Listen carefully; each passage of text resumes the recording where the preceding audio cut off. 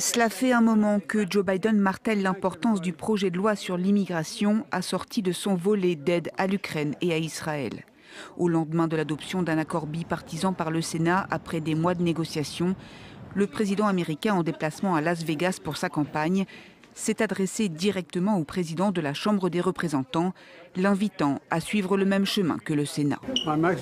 Mon message au speaker Johnson, c'est qu'il regarde attentivement ce que le Sénat a déjà fait. Il a réussi à trouver un accord bipartisan.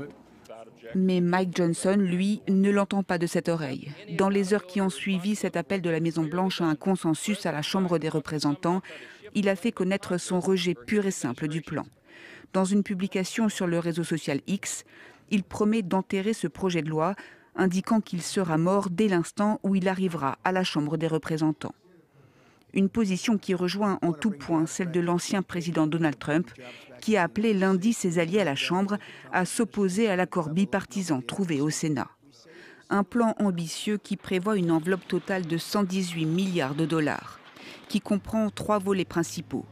60 milliards d'aide à l'Ukraine, 14 milliards pour soutenir Israël, 20 milliards pour financer une réforme du système migratoire américain.